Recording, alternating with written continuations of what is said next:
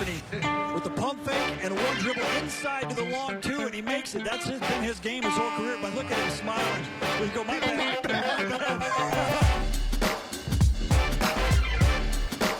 The long two.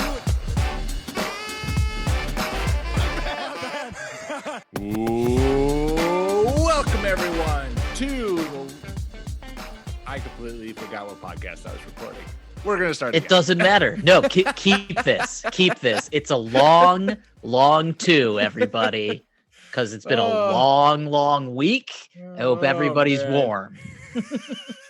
Welcome to another episode of Long Two.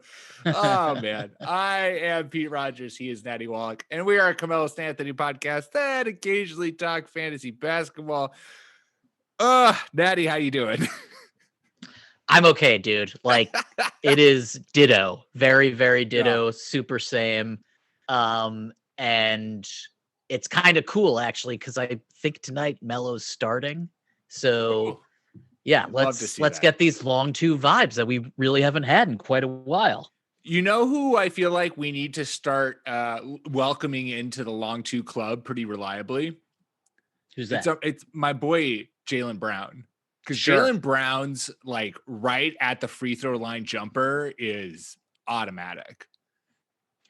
The amount of players that you would trade him for keeps dwindling. It's basically Jason Tatum, and that's it. Like, I would only trade Jaylen Brown for Jason Tatum. And it's amazing that they're on the same team. Crazy how that happens. I mean, the Celtics, even though they don't look like a finished product, they still seem like they have one of the brightest futures in the NBA.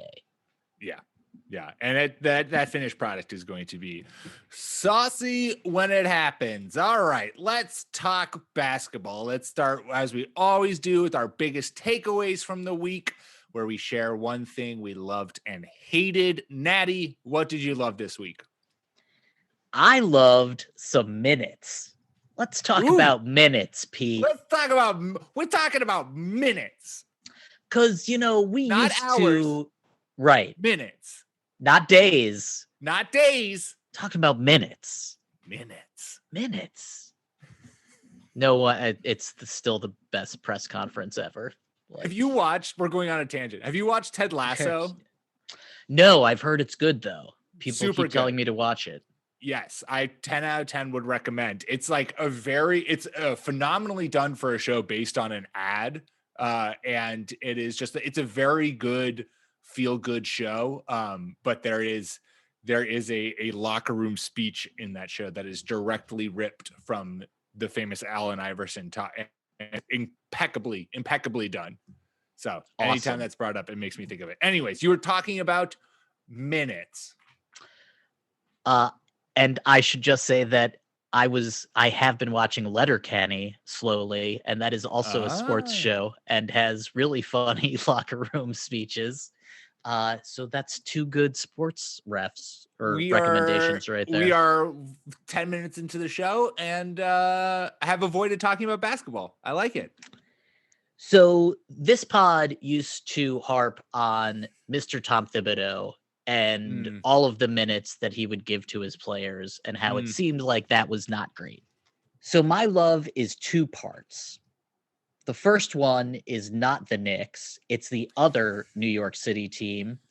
Since the Harden trade, the Brooklyn Nets have been playing James Harden 40.3 minutes per game. That's 9 games. What? Kevin Durant, who's coming back from a devastating injury, and even though he looks great, like, maybe don't play him 39.8 minutes per game, and Kyrie 38.2 minutes per game. Those are the 3 highest in 2021. They would be the 3 highest for the entire season. That seems unsustainable to me, even though I have loved watching that team play, because you just don't see stuff like that since Kevin Durant was with the Warriors. So it's been a second seeing such high level offense, and the defense can be so bad that it's amazing. And all that matters is if the Nets get like 2 or 3 stops towards the end of the game, and then they can outscore you. So while the defense is atrocious, if it's targeted properly, it can win you the game. But the reason I love that is because Tibbs on the Knicks is only playing 2 players 30-plus minutes per game this year so far. Only 2. Julius Randle and RJ Barrett. Now, Orange Julius is 3rd highest in the league for minutes per game for the season, 36.7. RJ Barrett is 11th at 35.8. But the fact that Tibbs, however you say it, isn't running every single one of his players into the ground is improvement. That's a good thing. It feels like he's 5 years ago, Tibbs incredible. Mitchell Robinson would already be dead. Like, this team would have been run into the fucking court. It's really amazing to see 2 teams in the same town sort of learn different lessons from what's come before. Like the Nets, first of all, the Nets don't need to win every game. I think they're playing these guys that much just to get them in rhythm with each other. It's still stupid. You absolutely should not be playing Kevin Durant that many minutes. You don't need to. It doesn't matter what seed you are in the playoffs. You will get to the playoffs. You really, really, really shouldn't be doing that. And then the Knicks, sorry, go ahead. Well, I was just going to say, I'm glad that you brought up the Nets just because I do feel like I wanted to talk. We should spend some minutes talking about the fact that thank you. It's by the layup, high efficiency. Love it. The fact that Kevin Durant has come back from a torn Achilles and has looked just as good, like that is absolutely incredible. We talked about it when we were doing preview shows and we were talking about like, what can you expect from guys like KD and Steph in fantasy and just in general basketball. And I mean, both of them have played phenomenally this year, but Kevin Durant, like that, he has surpassed all my wildest expectations for him, given what he suffered, which is like an Achilles injury is a career altering injury still. Like this is the first time where I feel like the Achilles injury has not affected a player or like made them lose a step. And maybe it's because Durant his game doesn't rely on his athleticism, which as crazy as that sounds.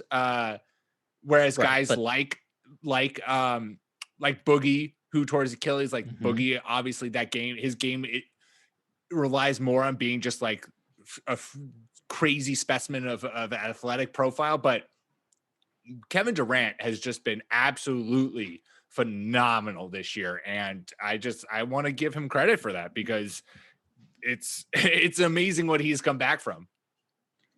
2 people in the National Basketball Association are currently averaging over 30 points per game.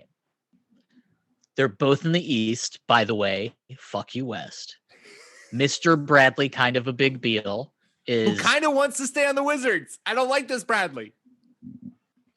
Yeah, but Stockholm syndrome. 4D Chesset, no one on the team matters but him. Like, trade all of those wings. What do you care? What the fuck do you care about those people? They're just get rid of everyone and put a team around him. Okay, continue. Sorry. The other one is it's Kevin Durant. Oh, it is. Good. Okay. I was just curious. I didn't know where you were making this point. Like, not even Dame. Dame's at 29.1. So Durant, it's not even that he came back and looks 90% of himself. It's not even that he came back and looks good.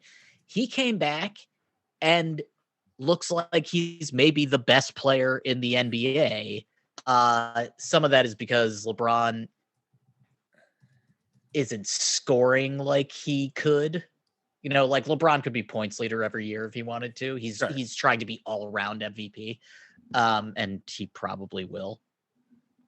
Durant looks incredible. He is shooting 45% from 3. He has 7+ rebounds per game, 5+ dimes, 1+ blocks. He's sensational. Like Dirk, when you're this tall and you're that good at shooting the basketball, you can lose some athleticism.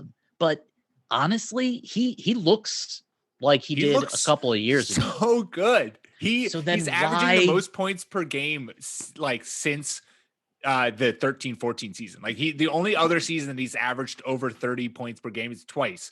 32 he averaged in 13-14, and then back in 09-10 for OKC he averaged. Like And that was the year Westbrook was injured, right? Right. And then like Westbrook, this is and what then he what was, blows yeah. my mind about this is, and you're totally saying this right, is that like his game is such that, I mean, he could just also Basketball Reference lists him at 6'10". Lol. That's a lie. He's so but yeah, slight though. Like So or not slight, but like he's a legit 7-footer, but he doesn't look like he's built that way. And he Sure. doesn't seem that tall. So that's maybe something to add to why he looks so good. Like he's not putting as much pressure on his Achilles as Boogie does. Like Boogie some nights can't jump. Yeah. Which No, seems that's like super true. It doesn't seem great. Even though God bless Boogie forever. I love him. Amen. But then also, like, why are you running him into the ground? Again, Mike D'Antoni's on your team. Steve Nash, my man. Like, you just don't need to fucking win all these games. You know? I like how your love for this week is complaining about minutes. It feels very, very good. Because it feels like it should be a hate, maybe. A lot of this is like Subway research on the don't phone wanna tell you while how I'm to do getting your ready, job, and I'm like, but- pissed off anyway. Yeah, exactly. I don't even. Oh, I know what my hate is. But like seeing the dichotomy between Steve Nash, a guy who I thought would manage his players' minutes, and Tom Thibodeau, who I know doesn't and wants to kill NBA players and just fucking erase them, just erode them down. Like he's learned, and he's also with a franchise that doesn't care about winning right now. So it's like, let's not destroy some of these young knees. Yep. Meanwhile, like, why in the name of God did you just trade all that shit for James Harden, a guy who is sturdy and doesn't miss games? And you're too injury, not prone, but like they've gone through injuries in the past. You should be protecting them. Like, let James Harden play 10 more minutes than both those guys. Yeah. I don't understand, dude. Like, it's just pure genius, and you shouldn't question it and just let it happen. You just don't know. But again, Steve Nash, maybe he wants his players to get into a rhythm. So, and it's really hard to lose a game in the fourth quarter when you want to win it. Like, it's tough for a coach to pull someone when you know you can win. To monitor minutes when the game is close. And every Nets game is a fucking heart attack. But I think this is crazy. Like Harden playing, who cares? He's fat anyway, and he needs the work. But I just don't think that there's a good. It is kind of fun to watch. It works, man. Like, I don't know how it does, but it works. It's like watching fat pitchers. It's like CC Sabathia. Like, I know you're an athlete, technically, but Jesus. But yeah, anyway, I just love the fact that a future team, composed of really smart players, are playing their players way too many minutes per game, in my opinion. And Tibbs is maybe learning his lesson. And the Knicks look interesting. They do. Let's keep talking about big, bulky players, because my love for this week is in a day and age of spreading the floor and shooting from the perimeter, I am in love with the Zion Williamson paint domination. Oh my God. It's so beautiful. And the thing is that like when it's basically, it's more of just Zion Williamson being Zion Williamson. Like his dribble drives, his off the catch, his handles always just blow my mind for a guy his size. Like he just regularly is doing shit that shouldn't be able. A 6'6" guy who weighs like 280 shouldn't be able to do. This past week, 24 points per game, 63% shooting on 50 shot attempts. 60% from three, too. The guy is shooting almost 2 threes per game. Like, sit down, Giannis. Here comes Zion. What I love, though, is I love the fact that basically he is being who he is, which is this like in transition, bully in the paint, big physical guy who's not doing all of his work through post scoring, but is just. I am loving watching him play. I'm loving to watch him develop. And I feel like people had these expectations for Zion when he came into the league that he was going to be, a LeBron, a guy who single-handedly carries the Pelicans or like averages whatever 28 per, like I don't even know what the expectations were to the point, but it feels like he's now kind of been slept on, or just people have moved on from him, as crazy as that sounds. But he's averaging 23 a game, 7.5 boards, like he's playing super well. And I wanted to give the young man some love and respect for playing old school basketball amidst the 3-point revolution while still taking, a couple threes a game this last week. Hoovering offensive boards. Like, he's playing on a team that doesn't really know what it is right now and seems like it's on the cusp of changing itself. And I feel like that's a pretty confusing spot to be as a young player. Like, the Pelicans don't look good. No, they don't have a shitty defense. Zion's defense has a lot to want. Right, but he's 6 minutes old, and even though he was a good defensive player coming in, the NBA learning curve for defense is pretty steep, and it takes a while. Also, everything's been weird since he came into the league. Like, there hasn't been a single moment in his NBA career that wasn't strange. Right. And the thing too is that, like, the big plays that Zion made at Duke, like, his absurd blocks and all that shit, I feel like those were just reactionary, right? He see ball, go get ball. And you're right, in the NBA, like, you have to there's a lot more moving parts, and there's a lot more, and those moving parts are all much better than they, are in college. And so I think it'll take him a couple of years to get acclimated to the speed, or to just what defense is in the NBA. And then I wouldn't be surprised if you start seeing him more regularly make those absurd blocks. Maybe he does start averaging, 2+ stocks per game, because he's already got the steals down. I mean, he's averaged 1.5, 1 and some change steals per game this season. So I think the defense could come. I mean, he just at times looks completely lost, which is fair. I mean, like you said, he's 20 years old. I mean, and you're totally right, hasn't played a normal NBA season in his career. But I wanted to give him some love for just being so much, or just like so good for what his body type looks like. And somehow I just feel like people have, like, already kind of moved on to the next thing and are not loving him for what he is. He came into the league wanting him to be something else. Everyone said that he was a generational player. And, there were even people being like, well, damn, Luka or Zion. And the thing is, Luka is absolutely a generational player. Zion could get there. Right. So for Zion, like, when he seems like, when his feet are just stuck on the floor and he just doesn't know where to move on defense, you can sort of see, like, he's trying to remember too much. It's just he's not in the flow of the defense yet.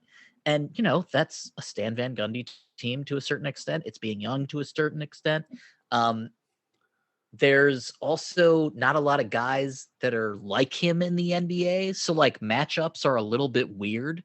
Like, I can guard 1 through 5, I think, as Zion, but does that really translate into the NBA? Especially when you don't know how to defend properly yet. Like, a lot of it is just gut instinct. But he's really, really, really good. His buddy Brandon Ingram is really, really, really good. I think everybody else on that team is disposable. And I do think that, like, we both wanted them to get into the playoffs before the season. We were both pretty excited about the team. I still think that this is a team that may not make the playoffs, but could make a trade to get a better player, if that makes sense. I agree. Before we do hates, where would you rank the duo of Zion Williamson and Brandon Ingram in terms of, like, best young pairs? Well, Celtics immediately come to mind. I'd rather be the Celtics. Right. I think Jason Tatum and Jaylen Brown are 1. I would say Embiid and Simmons are 2. Where's Sexland on this list? Sexland is 1A. Sorry. Excuse me. Okay. Sexland 1A. Tatum, Brown 1B, Embiid, Simmons 2. And I feel like Zion and Ingram is 3 because Kristaps has not been what Kristaps was in New York to pair with Luka. And, Ja Morant, Jaren Jackson has looked good. Like Ja Morant still needs a elite going buddy. Jokic, Jamal Murray hasn't been bubble Jamal Murray. Shocker. Could have told you that much. There's so much ceiling with Zion and Ingram. Like, I think both of those guys have the potential to be MVP candidates. So, like, young tandem. But it's also funny because, like, I don't feel like we think of Booker and Ayton on Phoenix as a tandem. That's not a bad one. It's sort of for the same reason that I don't feel like Luka and Kristaps are really a tandem. It's like you guys, tandems are dudes that are in the same space on the floor to a certain, it's like your backcourt or your wings. Yeah. It's tough to be a tandem with a center, I think. Centers are usually better as a complementary piece or as the focal point. So like Philly, are Simmons and Embiid a tandem? No one knows yet. But I'll tell you this, when they fucking play the Lakers, you'd like to have Simmons and Embiid because almost no other tandem or duo in the NBA can actually fucking defend both those guys at once. Yeah, that is true. All right, let's move on to hates for the week. I want to hear what your hate is, since it wasn't the fact that you hated minutes. Dude, Dame being hurt now?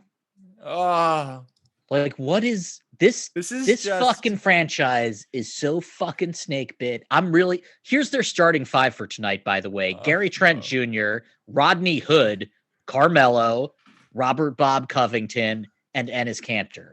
That's their starting 5. They're a team that's supposed to be threatening for the conference finals. They're 5-5 over their last 10. They are last in points in the paint. The Trailblazers are. They have the second worst defensive rating in the entire NBA.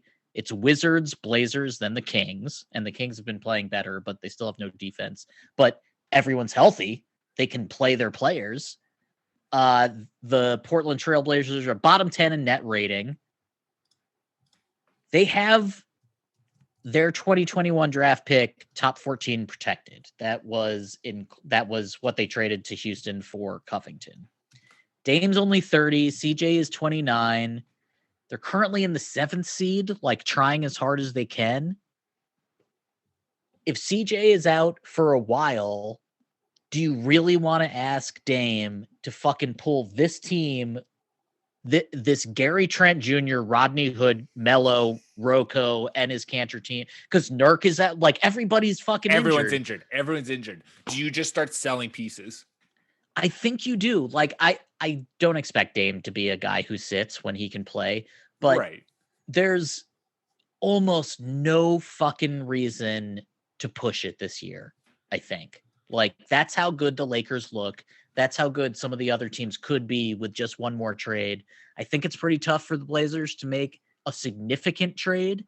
If they don't make the playoffs and they're in the lottery and they're top 14, they get to keep their pick in a good draft. Yeah. This is a good draft. So if you sell some pieces, maybe you get 2 picks. Maybe you save some money. Maybe you can, sign an actual real complimentary player who won't get hurt 5 minutes into the season, which is unfair to the big men, but like, this just keeps happening. They're so fucking snake bit, Portland. Yeah. So I don't know. I feel like this is a year you shouldn't push it. And I don't want to say tank, but it's also like, if CJ's not coming back for a while, do you need to tank? You're just going to keep dropping, right? If you look at the 3 teams behind them currently, Spurs, Warriors, Rockets. Fact. All those guys are playing good basketball. The Warriors By the way, God bless you for saying Rockets. It's like, yeah, they're going in too. They're good. Yes. Absolutely. They're good. And they're fun to watch. Yes. I love this Rockets team. Yeah. So like, it's not, I think you're totally right that it's not even like go tanking. It's just like sell off one piece, make one trade so that your team is just a little bit worse, fall out of the playoffs, keep your draft pick and then come back in 20, because you're totally right. The Lakers look great. I mean, the top of the West, the Jazz, Clippers, Lakers. The Jazz are 16-5. So yeah, they're 9-1 over their last. They look like, sensational right they now. look stupid good. And it's not to say that like, well, there's no point, why bother trying? Like that's, I mean, you always want to, but I think you're totally right. This franchise has dealt with so many injuries, and they keep trying to run it back with those players, hoping that they stay healthy. And I think this has got to be the year where you just put the nail in the coffin and you say, okay, we're going to, you bring Dame in. You're like, hey, Dame, we're not going to tank, but we are going to sit this year out, and you get your stats, you go ball out, and, keep everyone happy and moving this team forward. On the back end, we are going to quietly fall out of the playoffs. We're going to have a plan for this offseason. We're going to retool this team. We are going to come back with giving you viable pieces so that we can make a real push in 2022. And yeah, I agree. I mean, you might not even need to have the conversation because, okay, Portland, they're the 7th seed right now. They're 11-9. San Antonio is the 8th seed. They're 12-10. Golden State is 11-10. Houston is 10-10. Sacramento, with the worst defense in the history of the galaxy, is 10-11. The OKC Thunder, who are tanking, have a better fucking record than the New Orleans Pelicans and the Minnesota Timberwolves, who are not. And the Dallas Mavericks. Dallas. Oh, Dallas. God. Exactly. Oh, so Dallas. It's not hard to see crushing. Golden State and Dallas ascend and start winning more games and getting into the playoffs. I mean, there's something to be said for always trying as hard as you can, which is sort of the Blazers motto. I mean, they go to the playoffs every year and they're always undercounted. And they always surprise. Right. But at a certain point, you just have to be like, we can't push you anymore. Like CJ played with a broken back in the bubble. That wasn't that long ago, Right. Like there's reasons to be wary because this season piggybacked onto last season is so strange. Yeah. Yep. And I just like, there's no fucking way that Portland's backcourt can beat the Lakers front court. Right. So as they're presently constituted. So you have to either make a big ass trade, which doesn't really seem likely, and get everyone healthy at the same time, which doesn't seem likely, or maybe not try as hard as you possibly could. Totally fair. All right. And I'm doing to you, Natty. You loved minutes, but you love to hate on him. My hate for this week is a love-hate situation. I hate Courtside Karen, but damn it, did I not love seeing Courtside Karen just get eviscerated by LeBron? That was a joy to watch. Courtside Karen, wear a goddamn mask, first of all. Second of all, the number of details that have just come out are just wonderful in my book. The fact that LeBron's quote was like, he was like, oh, I thought that was her dad until she started saying her husband. No, I didn't know that. And it's like, oh, savagery, LeBron. I loved how much I hated how much I loved Courtside Karen. There you go. As a Pistons fan, I would like to make a PSA. Don't fuck with professional athletes. Especially while they're working and are on television. Like, also the fact that, like, what are you're going to fuck up LeBron? Well, okay.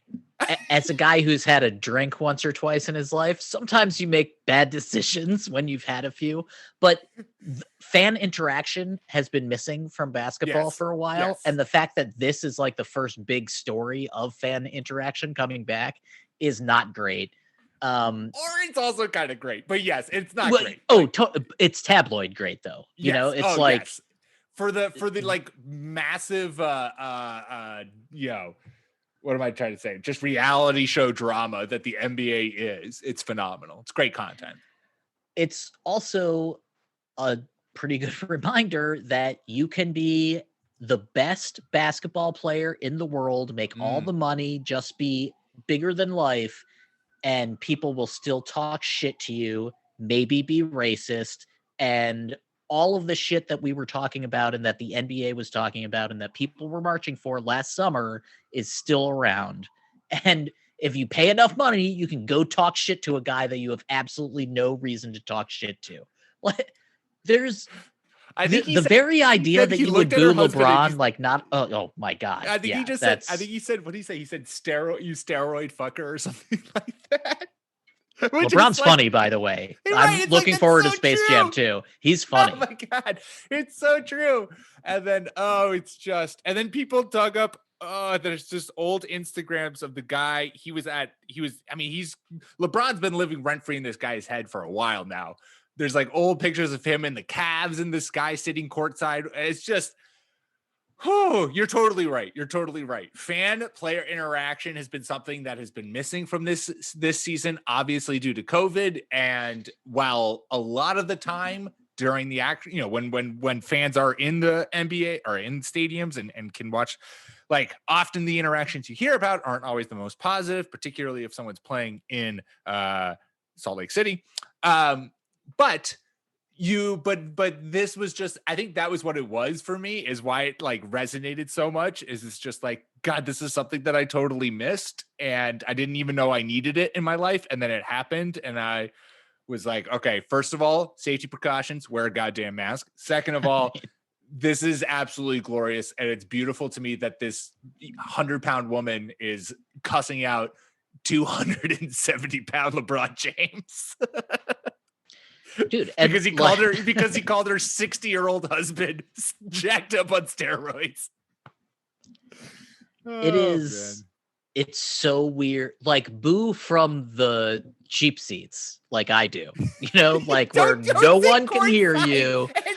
Shit. What are you doing? Like, you can see them, you can hear them, they can hear you. What's going on? Why are you being rude to people? They can understand you. They are close enough to hear you, especially when there's no one else in the stadium. Like, which is nuts. Talking. That's so it's crazy. Just you talking. And like the bright side of like it was. I'm not a Knicks fan. I'm a Pistons fan, but it's always so cool, or it was always so cool when teams would come to the Garden and Spike was there and they'd like come and, Spike was so happy to see them and they were so honored to be seen with him.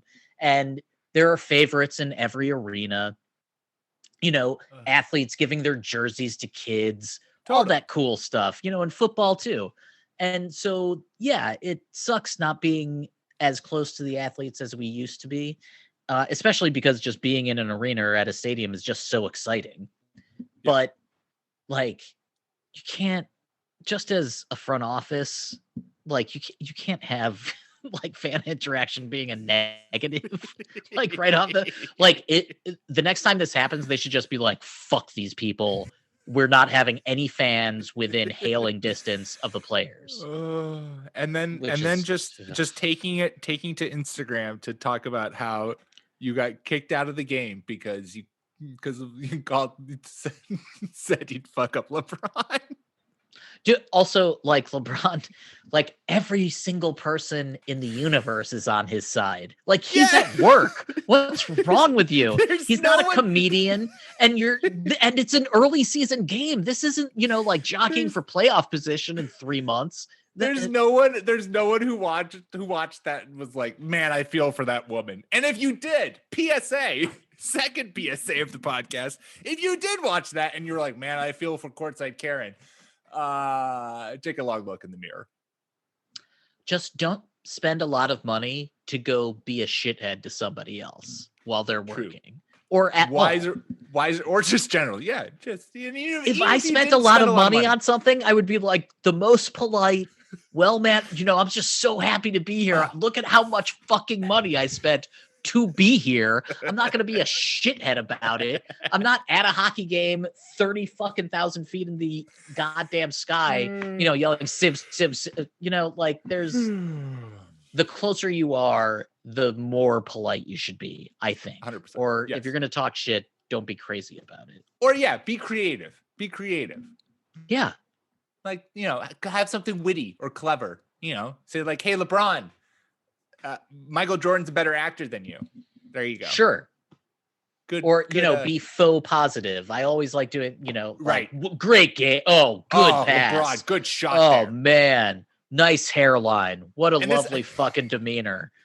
This is, of course, also coming from, was it the Cavs who, like, someone on the bench celebrated, or no, it was like someone in the front office sitting on courtside celebrated too hard. So then LeBron just decided to, it wasn't the Cavs. Who were they just playing? Oh, and he sank the three right in their face. Oh, where he just, all of a sudden didn't just like put up 20 points in a row. Yeah. I forget. LeBron it was just like could be points leader every fucking year if he wanted to. Like, people forgot about Bron. It's crazy. Don't fuck with him. With him. He's getting the MVP this year. Yeah, he is. Oh, but having said that, like, your Utah love, I can't believe how good they look. I really can't. I'm so impressed. It's crazy. All right, now it's time for the Jan Vesley favorite stat line of the week. Named in honor of Wizards great Jan Vesley, who back in 2013 posted the stat line of 4 points, 2 rebounds, and 6 fouls in 8 minutes of play. I love how Natty laughs every time I say Wizards great Jan Vesley. It really gets it. I mean, future Hall of Famer. It's incredible. It's incredible what he did for that franchise. I'm going to bend the rules a little bit. This isn't a stat line from a player. This is just an NBA stat. Natty, cool. Can you nice tell twist. me? Thank you. Can you tell me in the last 25 NBA seasons, how many teams, when trailing by 5+ points in the final 10 seconds, what is the record of those teams in the last 25 NBA seasons? If a team is down 5+ points in the final 10 seconds, what's the record of those teams? Trick question. It's never happened. I would say teams in that position are 9 and 23,498. And we witnessed 2 games. The Blazers and Wizards both pulled off those kinds of comebacks this weekend, which was just absolutely insane. That Wizards game. We'll get to that Wizards. The Blazers game was ridiculous. You had Dame getting the whatever his jump ball and then corrals the weird jump ball. And of course he's Dame. He pulls up, hits the 3, game winner. The Wizards game, this goes to just the sheer beauty that is the Brooklyn Nets, where it's like, this is the best kind of basketball because it is you score 149 and the other team scores 130, whatever, 145. And it's just like down to the wire. The fact that you had Bradley Beal hit the 3, Joe Harris black out and not know how to inbound a ball. And then Russell Westbrook drains the 3 for the win. Passing to Russell Westbrook. Legit threw the ball to him. That is Russell Westbrook, who can't hit threes, getting past on the perimeter, getting past 2 on the perimeter. And by the way, Beal's pull up, like, that is filthy. Just stud. That I'm an alpha, like, fuck you. I'm pulling up. It was an amazing 7-second sequence. It all happened insane. So quickly. It was incredible. And that game was stupid and silly and so much fun to watch. Inbounds passes, just ask Kevin Love, are incredibly important, and you should treat them as such. Yes. But also the very idea that Sergeant Russell can't shoot threes did that and fucked him right on television, right in front of everybody after such an awesome game was beyond, like, I jumped out of my seat. It was 9 amazing. and 23,495. Right, that's mind-blowing. What's your stat of the week? My stat of the week, I'm going positive. Okay. I was happy to watch Al Horford have a great game last week. So he's 34 years old. 1 week ago against Phoenix, he had 21 points, 11 boards, 2 dimes, 3 steals, a block, and he was 5 for 5 from 3. That is an Al Horford motherfucking game. That's what everybody has wanted over the past, 5 years. He's on a team that isn't far out of the playoffs. Like, OKC could make it with our boyfriends, Lou Dort and SGA. I assumed Al Horford was going to be a trade target this year, and if he keeps playing like this, he absolutely will be. And I just think the NBA, like when he's good, like he and Gordon Hayward, it's amazing. Like they both went to Boston, and it didn't really work out. And Horford. I'll push back on the Horford in Boston. It didn't. Okay. Yes, maybe his like stats weren't as great as they were in Atlanta, but the defense that he was the fundamental part. That 16, 17, 17, 18 Boston Celtics, he was the fundamental part of that defense, and he was phenomenal on the defensive side of the game for us in that sense. So I mean, the Gordon Hayward 100%. And we talked about this, before the season started, that Hayward going to Charlotte felt like an opportunity for him to like reestablish himself reestablish his game now that he was like the unquestioned number one guy on a team. And it certainly has happened. I mean, he's looked great in Charlotte. But I am always happy when Al Horford appears on the show. He's just such a good basketball player. And it's awesome to see someone come back after he's, the Philly signing was such a tragedy.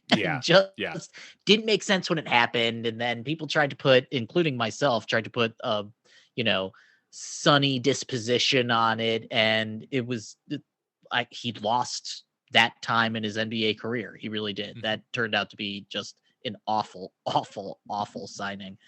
But the NBA is better when he's good. And he's 34, that's a dude. Like, would you rather have him or Kristaps if you're Luka? It's a sad but real question. If you're OKC, would you like to have Kristaps? Just out of curiosity. I think OKC, you're not on a timeline to win. So I feel like you could take the Kristaps and be like, okay, let's see if he does return to his unicorn status, we can bask in that. And I feel like the Mavericks are in that weird position where they had all these expectations and clearly things are not going according to them. And Kristaps was supposed to be like the piece that helped get them over the hump.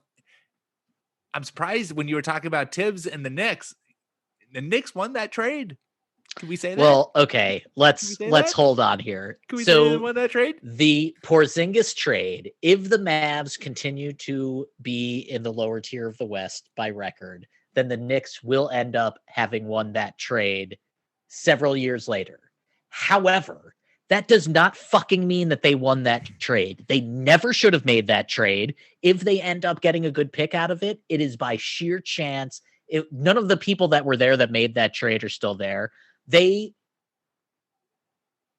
going to get credit for something that they should not be getting credit for. It's a sad thing that Kristaps isn't, gelling with Luka as well as we all hoped that they would. But also, chill out, man. It's not early, but it's the first third of the season. The Mavericks have a lot of time to get back into the playoffs. They are,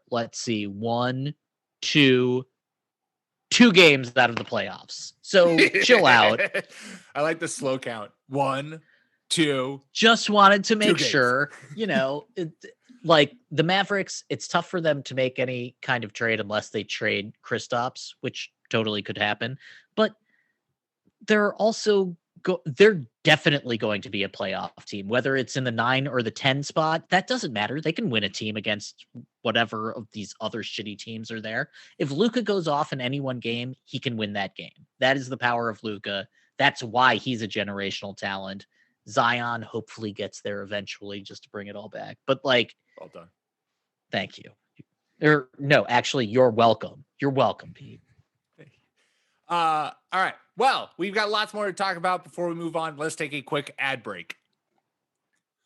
All right, we are back. Let's turn our attention to next week, and let's start by talking favorite waiver wire ads for your fantasy basketball team. And I will start us off. I got two guys to talk about. First, Bobby Portis putting up numbers in limited minutes. Sure is. Talk about your favorite thing in the world, Natty, this week, minutes.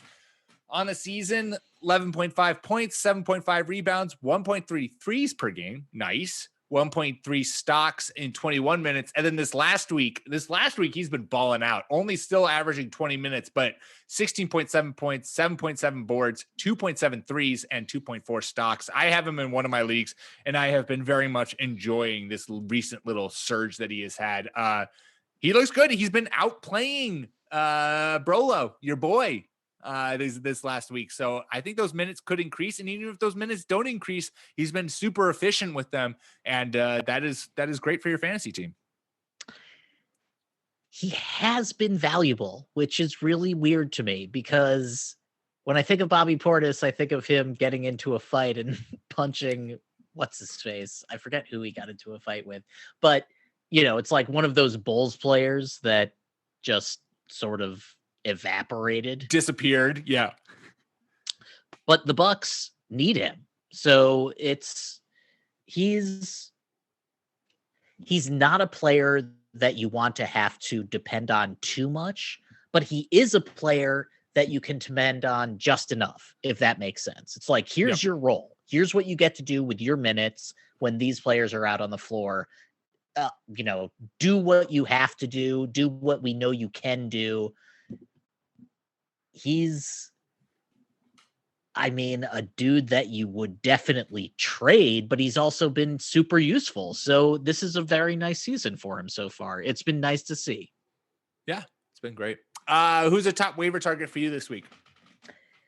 I am going to go with Mr. TJ McConnell, who scored all of 2 points the other night, I believe, and is only 13% rostered. But in the year of our Lord 2021, he is averaging 6.7 assists per game, which is the same as Kyle Lowry. He is a dude that you don't even need to stream. You can pick him up for his dimes. The Pacers have, gone through some personnel this year, and TJ seems to be the main distributor on the team now until everybody gets healthy or until they make another trade, which they totally could do. But he had 12 dimes the other night. That's like what Rondo used to give you. You're not getting points. You're probably maybe getting a double-digit point game from him once a month or something like that. But 12 assists is 12 assists. Hell yeah. You can't teach that. Yeah. And especially with those streaming spots, we've talked about this before, guys who you're just kind of like throwing on your team for maybe a week or some change. Like if they are exceptional in a stat category, that's going to get you points. Like that's all you need. All you need. You don't need someone to come in and be phenomenal across in every stat category. But if they're exceptional in one stat category, still fantasy viable. Now, when Marcus Smart went down, TJ was the dude I picked up right away and have not regretted it.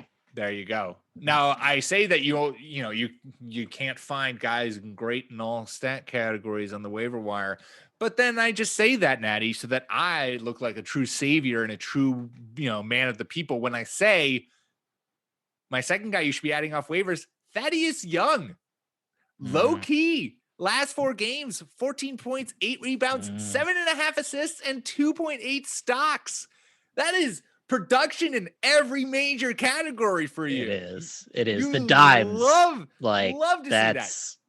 Now, the dimes are hella inflated because he had 11 assists like a couple games ago. So, dude, can't teach that. A fucker that dishes out 11 assists in a game is a dude that can do it again. That you cannot just reject that out of hand. It's impressive. But he's going to get you points. He's going to get you boards. He's going to get you steals. And occasionally he's going to give you massive assist production. Thaddeus Young, I feel like as we talk about like players who could get moved at the deadline, if Thaddeus keeps playing like this, he's always kind of a low key, underrated veteran kind of player who I feel like could be a really good championship piece. And so I wouldn't be surprised if there's some buzz about him if he's going to continue to average almost like a triple double. He also has a really ancient sounding name, which I totally appreciate. Thaddeus Young. Yeah, right. I played basketball in the ancient Roman Republic. It's totally cool. Another dude that's been delivering is Jeff Green, like a guy that is constantly moving teams and seen as a complimentary player and as an affordable salary. I still don't know what to make of Thad's team.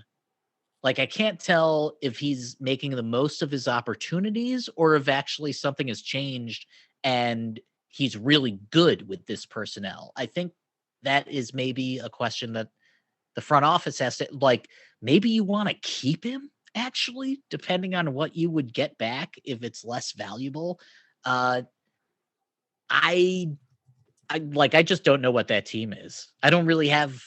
I mean, I hate them, obviously. Go Pistons, but like, what do you think of that team overall? I mean, what, they're 8-12. I feel like the biggest, if we're thinking of biggest pieces that need to be moved on this team, it's Lauri Markkanen. I just think shooting better. He's doing better. Yeah. I just think he needs a change of scenery. Like, the guy needs to just go to a different team and see what that has for him. And maybe that frees up time for Thaddeus Young to start. Maybe that pushes Thaddeus in. He's one of these players too, where you have to use either his full name or just his first name. You can't just be like Young. Totally. Please. Thaddeus. Maybe that puts him in the starting lineup if he keeps kind of playing these good numbers, which, again, terrific for fantasy. This team feels like a worse Portland, where you're going to be fine. Like, you're going to go as far as Zach LaVine can carry you. But the question is like, do you want to run Zach LaVine into the ground when there's not actually a really good team around him? Now you can't really control that. So the question is, I feel like what the Bulls should do is trade away Markkanen or players who maybe aren't their future, but aren't like veterans, because I think you want to keep that veteran present around, especially if you're going to try to contend in the East. I think it's selling off pieces to basically exchange the young talent on the team, if that makes sense. So I agree that I think Markkanen would be better off somewhere else, but then you look around and you're like, well, who needs a dude like him that, I mean, he's not going to win Defensive Player of the Year. Who needs a big outside dude that you're going to have to pay that can't defend in the play? I mean, there are other people that you would rather have, I think. And the contenders, like the actual contenders, like Markkanen, like Denver doesn't need Markkanen, Dallas, I guess, but that's just Kristaps again, isn't it? Well, what about like Golden State pairing with James Wiseman and Draymond? So you're sending Kelly Oubre? Sure, get rid of Kelly Oubre and Wiggins. I don't give a shit about that. That's fine. Although Wiggins has been doing better, and Wiggins has been playing some defense this year. He's sure. I mean, he's a useful wing player. It's just like he's needed to find his niche. He's proven throughout his career that he plays to the level of the talent around him. Absolutely. And so, like, being in a good, healthy environment of Golden State he has played up to that. And that is very good to see. I think that the Clippers need a point guard or a distributor, someone who Lonzo. Like Arjax is sure. Yeah. And that gets him back in LA. I mean, I'm totally fine with that. I think that would be great. But I think, Kobe White, do you really care? Yeah. If you're the Bulls, like, he's not some fucking generational talent. Like, I do think that there are, but he's not a distributor really. Like, there's a reason that the Clippers don't want to trade Sweet Lou. And it's because he can do things during the regular season that almost nobody else can off the bench. But it doesn't work in the playoffs. And you fucking need a starting point guard who can score, even though Pat Bev is a boyfriend and we love him. And he's great at defense. You love him. I hate Pat Bev. Okay, fair enough. He's a wannabe Marcus Smart. Let's be honest here. But then it's also like, who would Zach LaVine really pair well with if you were going to trade him or try to trade for a guy to put in tandem with him. I don't know. It's such an island of misfit toys in Chicago, and I just don't have a handle on that team at all. Yeah, like it's no, I totally agree. Which is why you should jump on Thaddeus Young. Yeah, absolutely. Because strangely, like he seems safer than some of the other players on that team right now. Do you have another waiver target? Yeah, I have a couple just reminders. Norm Powell, he's 37% rostered. He's been averaging 20 plus points per game over the last 5 games. Gary Trent Jr., there's nobody else on Portland. There's they no keep one else fucking alive. dropping.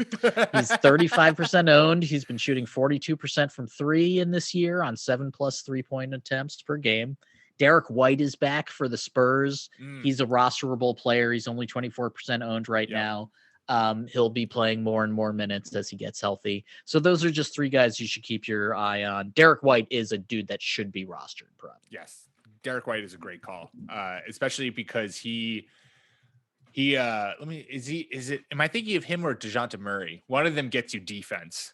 And maybe I'm thinking of DeJounte Murray. It's DeJounte, who is my stud of the week. Oh, well, let's segue then.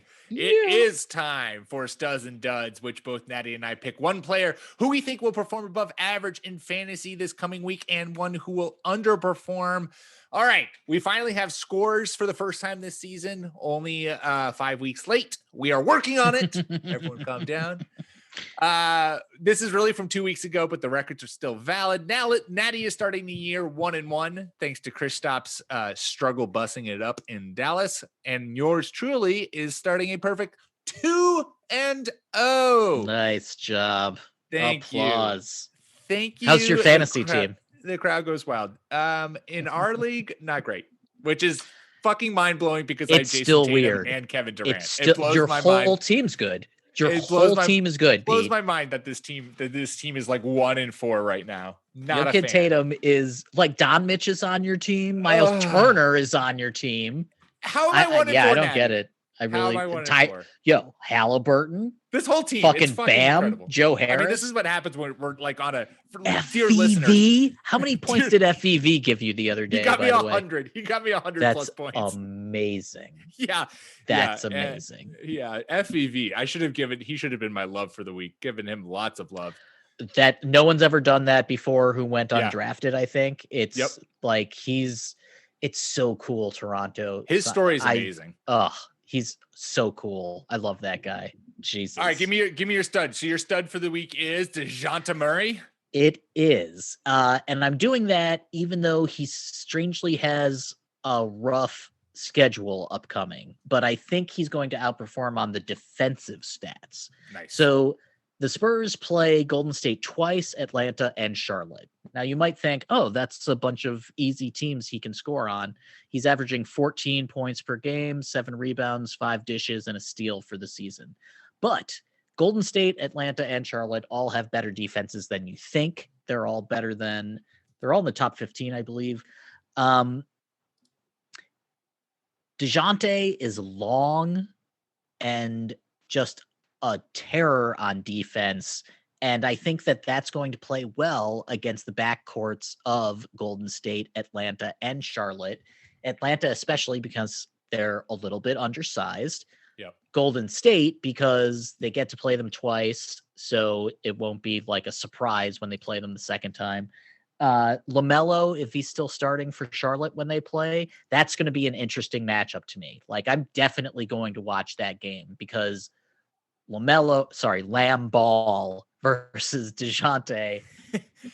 That's 2 young studs at the point, I think, that we could see them battling over the next 10 years, maybe. Yep. I like that call. My stud for this week, even though he's currently sitting out with a calf strain, but I'm trusting that Ben Simmons will be healthy and will play next week. And I'm not saying I'm talking like Ben Simmons is going to give you some regular 20 and 10s this week. The Sixers play the Kings, the Trailblazers, and the Suns. So wow. Go feast Ben Simmons. And I'm sorry, I'm saying this because this is the like Ben Simmons. If you don't feast during this lineup, then you're dead to me. So I see. So giving- this is a Celtics fan being like, you have one more chance. you have one more. Like if you can't average, like if you are a whatever top 15 player in this league right now, top 10 player, if you are a fundamental cornerstone of a building franchise, and you can't average 20 and 10 against the Kings, Trailblazers, and Suns, then what are we doing here? I like that. Yeah. Thank you. Who's your dud for the week? My dud is a center who has to go up against this. Ooh. He plays Joker, DeAndre Ayton, Rudy Gobert, and Al Horford. Yeah. That's tough sledding. Brolo, even though I love you, I think you're going to have a rough week and underperform compared to your stat line so far. Yep. That seems like a good, especially since he's already kind of playing not super, super well. Dude, it's a young season. He doesn't need to play hard. Shut your face, Just don't talk about my man. I like how the young season excuse is used for players who you like, and then other players, it's like, well, we're already we're a third of the way. Yeah, the season's almost over. Season's basically over. Sorry, guys. Gotta clean your shit up. All right, my dud for the week is Tyler Hero of the Miami Heat. I also don't like Duncan Robinson, but that's not as sexy as a name. Go Blue, shut up. They're playing the Knicks, Rockets, and Jazz, all of whom are top 10 in fewest points, lowest field goal percentage, and 3-point percentage per game to opposing teams. Dude, Houston having that defense. Right, that's what I was just going to say. Wow. Like the Jazz, we know the Jazz is good at defense, but the fact that the Knicks and Rockets are like top 10 in defense this year, you got to love it, man. So Paul Silas isn't going to win Coach of the Year, but he should get some votes because he's doing such an incredible job with Houston. It's really awesome. It's great. I love it. I hope Rockets fans are enjoying this, and it's like because you just lost. How could you not? Yeah, well, you lost your dude. I mean, that sucks. Yeah, I guess that's true. I don't know. I'm of the weird mindset though, where it's like I also like some of my favorite Celtics teams were the Isaiah Thomas with nobody teams and Brad Stevens just coaching, like having to coach it all up. And you're like, wow, this team is so young or so scrappy and a bunch of no-namers. I love it. And I mean, the Rockets don't have no-namers. Let the record show. You got John Wall, you got Victor Oladipo, you got Christian Wood, but you've got these guys who've been kind of cast-offs around the league. And now they're all like, and Boogie, and they're all like flexing together. And I am obsessed with this Rockets team. Teams have given up on all of those players. Like all of these players are considered not in the top tier anymore. It's a fun team to watch. It really is. I love it. All right. Finally, wrap us up, Natty, with one thing you're looking forward to this coming week. I am looking forward to the continuing domination of Mr. Lou Dort, who is currently 152nd on the player rater. Terrible thing. But Luguentz Dort is a cool name anyway. He sounds like a Werner Herzog film. We're going to see a lot more of him this year. Kevin O'Connor did a nice video on him on The Ringer. He's an exceptional defensive player, and if the scoring is real, then he's going to be one of the best two-way players in the NBA. He's one of the reasons why Oklahoma City has a better record than we thought they would. This is sort of, out of left field, but only 21 players are doing what he's doing this year in terms of these stats. 11 plus points per game, 3 plus rebounds, 5 plus 3-point attempts per game on 37% shooting, 2 plus free throw attempts at 78% shooting. That seems like small potatoes, but if that's the floor for a young player and only 21 other dudes are doing it, like that's a really good spot to be in.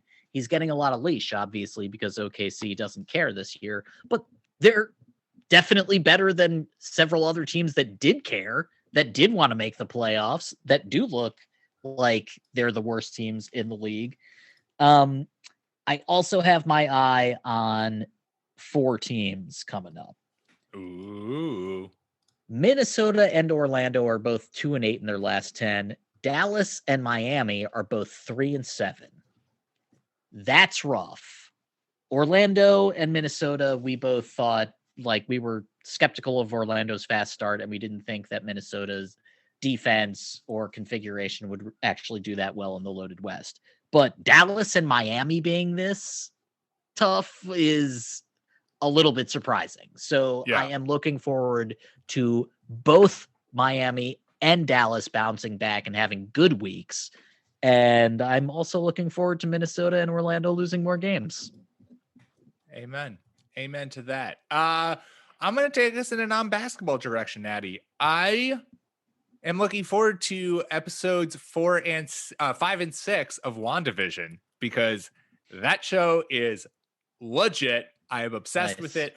And because Disney's worried about leaked scripts, they're now releasing episodes 5 and 6 like in this simultaneously, which is a joy to me. If you have not watched it, I highly recommend it.